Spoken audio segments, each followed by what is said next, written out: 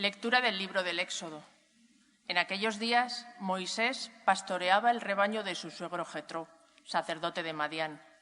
Llevó el rebaño transhumando por el desierto hasta llegar a Horeb, el monte de Dios.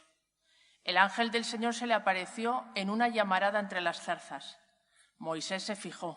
La zarza ardía sin consumirse. Moisés se dijo: voy a acercarme a mirar este espectáculo admirable, a ver cómo es que no se quema la zarza. Viendo el Señor que Moisés se acercaba a mirar, lo llamó desde la zarza. Moisés, Moisés, respondió él, aquí estoy. Dijo Dios, no te acerques, quítate las sandalias de los pies, pues el sitio que pisas es terreno sagrado. Y añadió, yo soy el Dios de tus padres, el Dios de Abraham, el Dios de Isaac, el Dios de Jacob. Moisés se tapó la cara temeroso de ver a Dios. El Señor le dijo, he visto la opresión de mi pueblo en Egipto, he oído sus quejas contra los opresores, me he fijado en sus sufrimientos. Voy a bajar a librarlos de los egipcios, a sacarlos de esta tierra, para llevarlos a una tierra fértil y espaciosa, tierra que emana leche y miel. Moisés replicó a Dios, mira, yo iré a los israelitas y les diré, el Dios de vuestros padres me ha enviado con vosotros. Si ellos me preguntan cómo se llama, ¿qué les respondo? Dios dijo a Moisés, soy el que soy. Esto dirás a los israelitas, yo soy, me envía a vosotros. Dios añadió, esto dirás a los israelitas, Yahvé, Él es, Dios de vuestros padres, Dios de Abraham, Dios de Isaac, Dios de Jacob, me envía a vosotros. Este es mi nombre para siempre, así me llamaréis de generación en generación. Palabra de Dios. El Señor es compasivo y misericordioso. Bendice alma mía al Señor y todo mi ser a su santo nombre. Bendice alma mía al Señor y no olvides sus beneficios. El Señor es compasivo y misericordioso. Él perdona todas tus culpas y cura todas tus enfermedades. Él rescata tu vida de la fosa y te colma de gracia y de ternura. El Señor es compasivo y misericordioso. El Señor hace justicia y defiende a todos los oprimidos. Enseñó sus caminos a Moisés y sus hazañas a los hijos de Israel. El Señor es compasivo y misericordioso. El Señor es compasivo y misericordioso, lento a la ira y rico en clemencia. Como se levanta el cielo sobre la tierra, se levanta su bondad sobre sus fieles.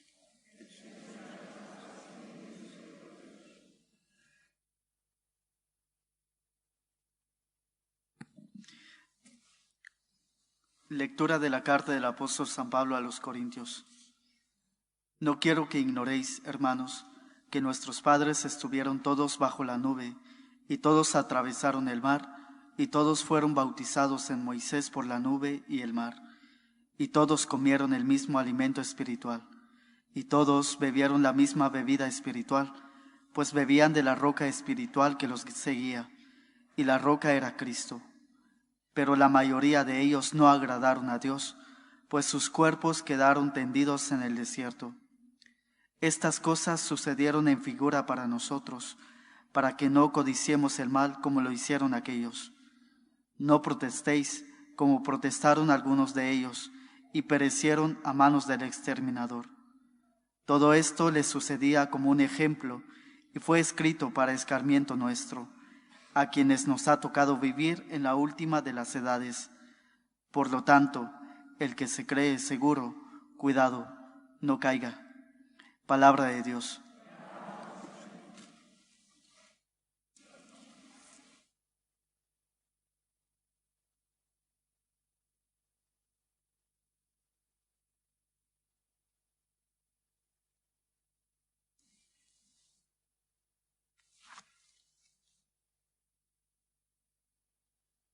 El Señor esté con vosotros.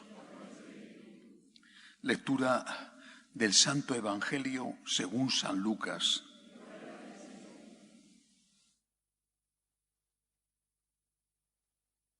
En una ocasión se presentaron algunos a contar a Jesús lo de los galileos cuya sangre vertió Pilato con la de los sacrificios que ofrecían. Jesús les contestó: ¿Pensáis que esos galileos eran más pecadores que los demás galileos porque acabaron así? Os digo que no. Y si no os convertís, todos pereceréis lo mismo. Y aquellos 18 que murieron aplastados por la torre de Siloé, ¿pensáis que eran más culpables que los demás habitantes de Jerusalén? Os digo que no. Y si no os convertís, todos pereceréis de la misma manera. Y les dijo esta parábola. Uno tenía una higuera plantada en su viña y fue a buscar fruto en ella y no lo encontró. Dijo entonces al viñador: ya ves, 3 años llevo viniendo a buscar fruto en esta higuera y no lo encuentro. Córtala. ¿Para qué va a ocupar terreno en balde? Pero el viñador contestó: Señor, déjala todavía este año. Yo cavaré alrededor y le echaré estiércol, a ver si da fruto. Si no, la cortas. Palabra del Señor.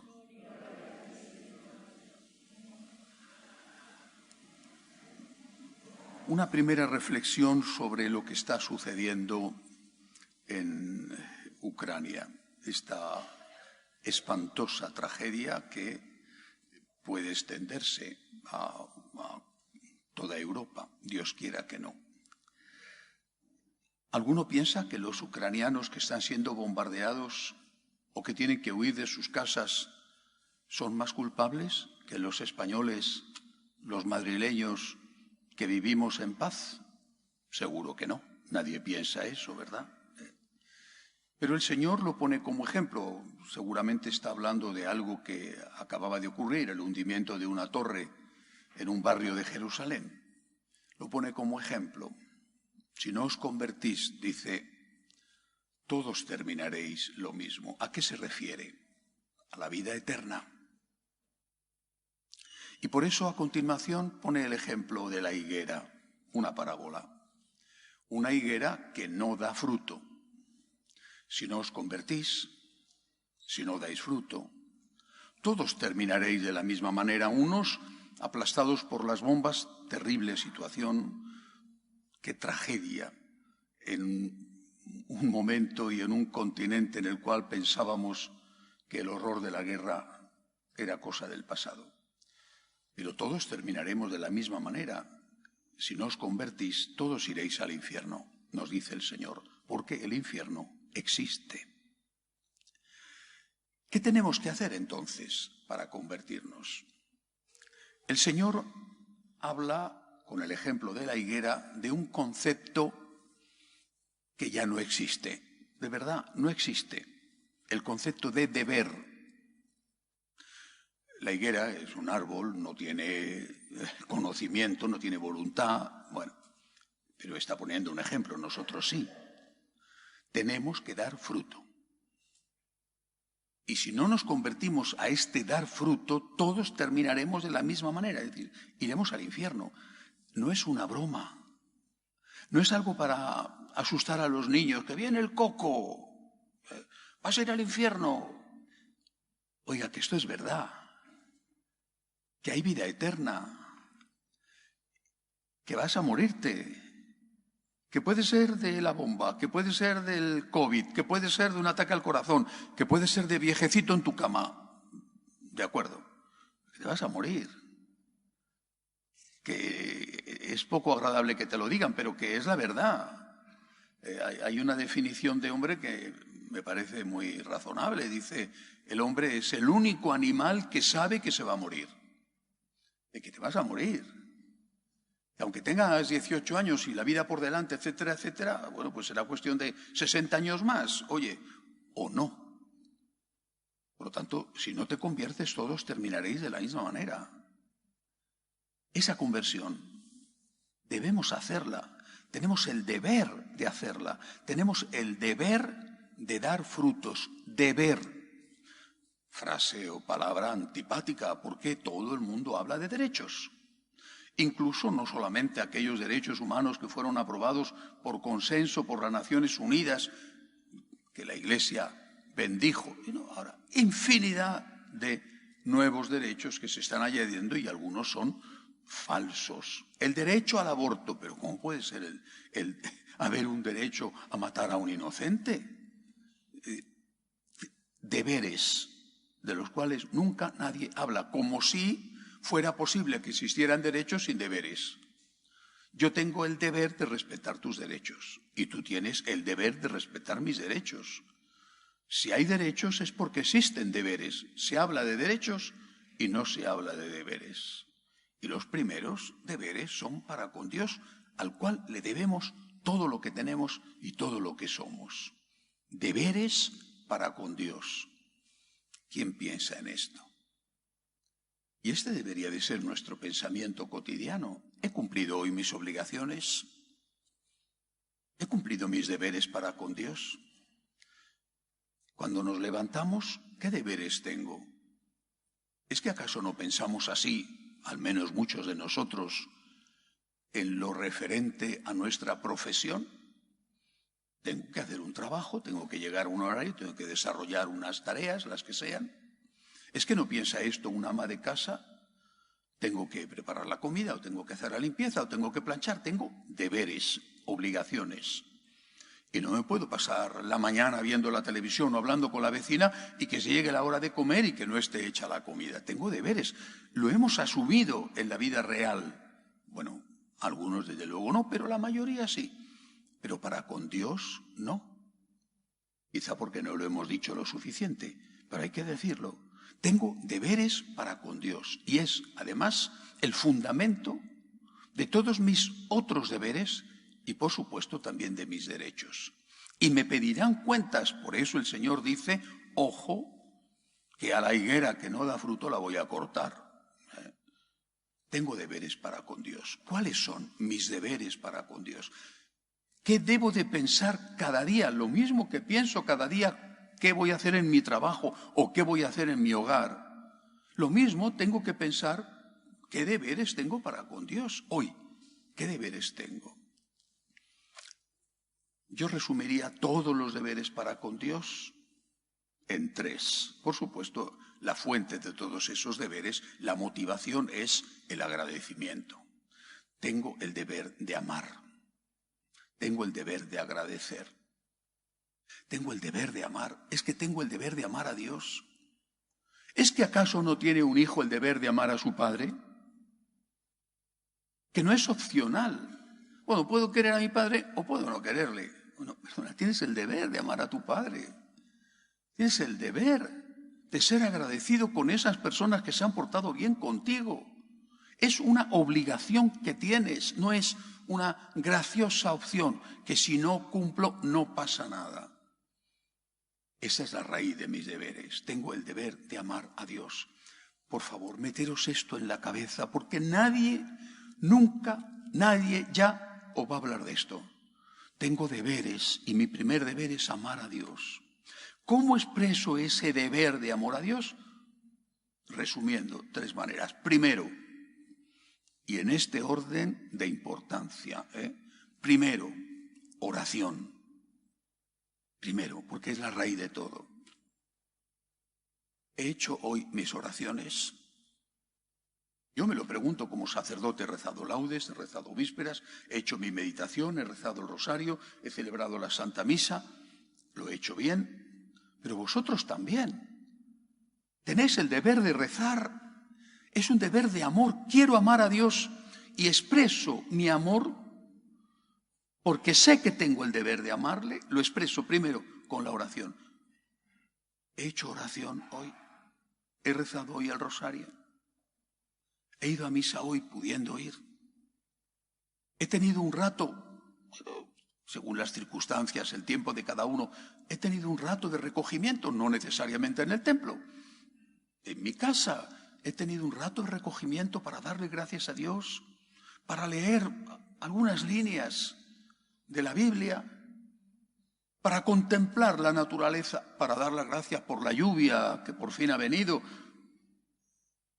Primer deber, la oración, no es una opción.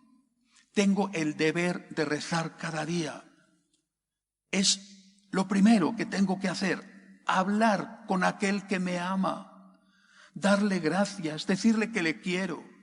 Y también, por supuesto, es un ingrediente de la oración, pedirle ayuda y pedirle perdón. Primer deber de agradecimiento para con Dios, la oración. Todos los días, por la mañana, por la noche, cuando os levantáis. ¿Cómo voy a hacer hoy mis oraciones? Tengo este día ajetreado, tengo que ir aquí, tengo que ir allá. Oye, pues mira, en el coche voy rezando el rosario, cuando hago la plancha me pongo un cassette y voy. Primer deber, la oración. Segundo deber, las buenas obras. Son mis deberes. Lo mismo que el estudiante tiene que hacer su tarea y el médico tiene que pasar su consulta. Yo tengo también un deber de buenas obras, de no hacer el mal. Ahí están los 10 mandamientos. Tengo el deber de no hacer daño a nadie. Y tengo el deber también, como deber, no como opción, de hacer el bien. Y tengo que examinar mi conciencia sobre cómo he cumplido este deber. Hoy termina la jornada. Hago examen de conciencia. ¿Hay algún católico que todavía haga examen de conciencia al acabar el día? Seguramente que alguno quedará, pero más bien pocos. Al acabar la jornada, examino mi conciencia. ¿He hecho el mal? Perdóname, Señor. ¿He hecho el bien que podía hacer? Es mi deber hacer el bien. Me han pedido ayuda. ¿He ayudado? ¿He visto que alguien me necesitaba? ¿He ayudado? ¿He cumplido mis obligaciones profesionales en mi casa, en mi familia, con mis amigos? ¿Lo he hecho? Porque es, insisto, una obligación, no es algo opcional. ¿Puedo robar o no robar? ¿Puedo dar limosna o no dar limosna? No, perdona, eres católico. Tienes el deber de no robar, de no matar, de no mentir. Tienes ese deber, tienes el deber de dar limosna, de ayudar a una persona en la medida en que puedas ayudarla. Tercer deber, la evangelización. Hoy he evangelizado, he hablado de Dios, he transmitido mi fe, que no es que todos los días a lo mejor se presenta la oportunidad, pero a veces sí, y a veces te callas, te da vergüenza, no quieres identificarte, no quieres que se burlen de ti, no quieres que te digan que eres un beato, uno que está todo el día en la iglesia rezando, etcétera, etcétera, y entonces te callas y no das testimonio de tu fe. Hoy he evangelizado lo que yo he podido. Lo que he podido, naturalmente vuestra responsabilidad será distinta de la mía, que soy sacerdote, pero hoy he evangelizado. Señor, tengo el deber de amarte, es mi obligación, es fruto del agradecimiento y de la deuda que tengo contigo, que me has dado todo lo que soy y todo lo que tengo. Y este deber de amor lo voy a manifestar con la oración, con las buenas obras y con la evangelización. Pero en la parábola de hoy hay algo más.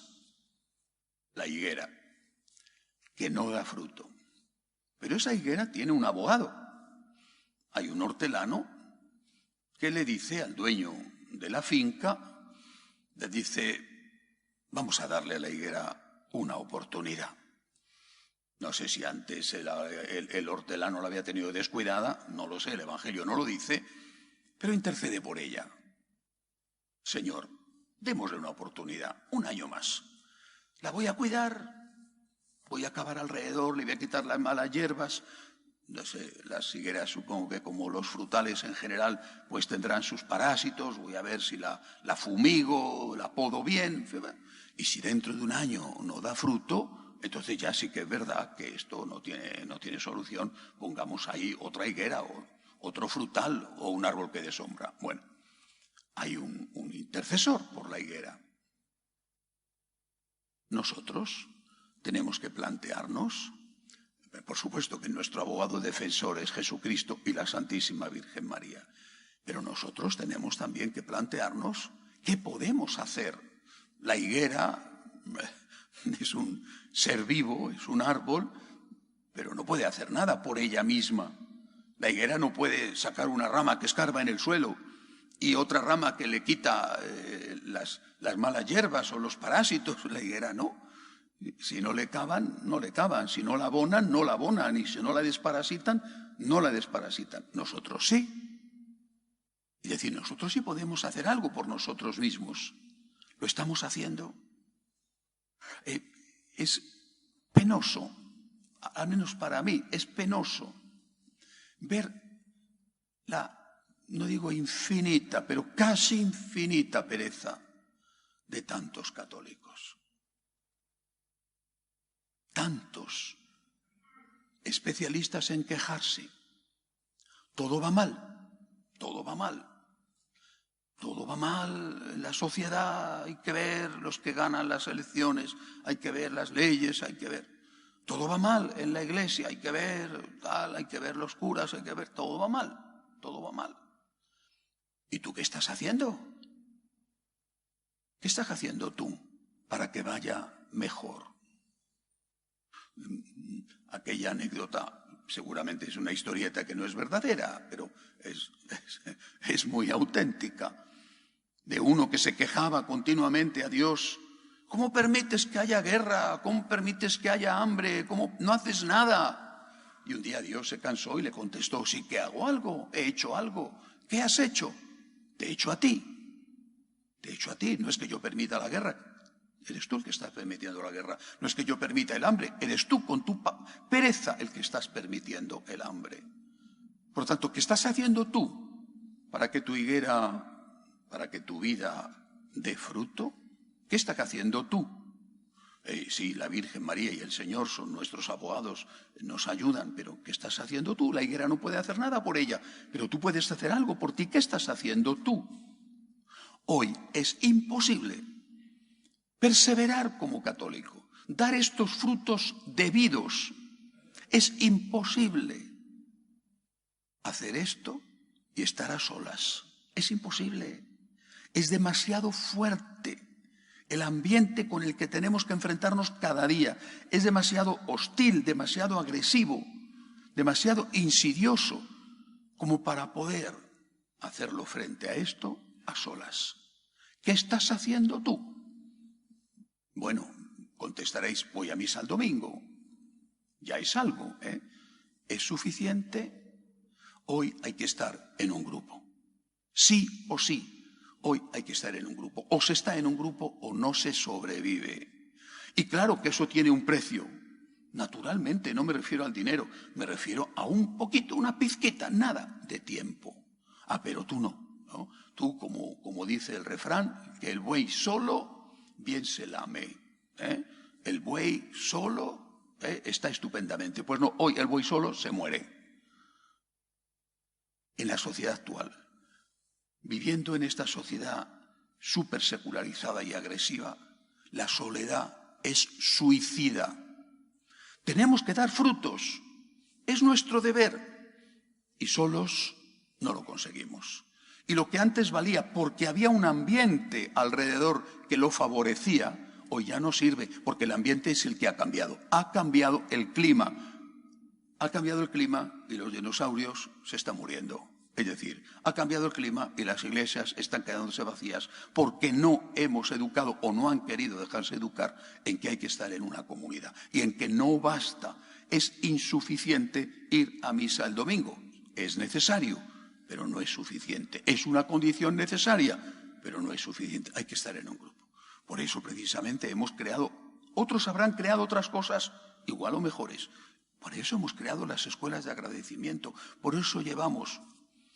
Y ya son unos cuantos años, desde el año 2000 en que empezamos la parroquia, llevamos insistiendo, reúnete en un grupo, dedica 1 hora a la semana a formarte, dedica 1 hora a la semana a estar con otros católicos, dedica 1 hora a la semana, 1 hora a la semana, que tampoco estamos pidiendo la luna, no te quedes solo, la soledad, el aislamiento te mata, no vas a tener fuerza para vivir el Evangelio, para cumplir tus deberes, para transmitir la fe en tu familia. Es lo mismo. Lo puedes decir en todos los idiomas, que para la mayoría es El buey solo bien se lame. No quiero complicaciones, yo no quiero líos. Yo con la misa del domingo tengo bastante, y gracias a Dios. Pero esto que valían nuestros abuelos ya no nos vale hoy.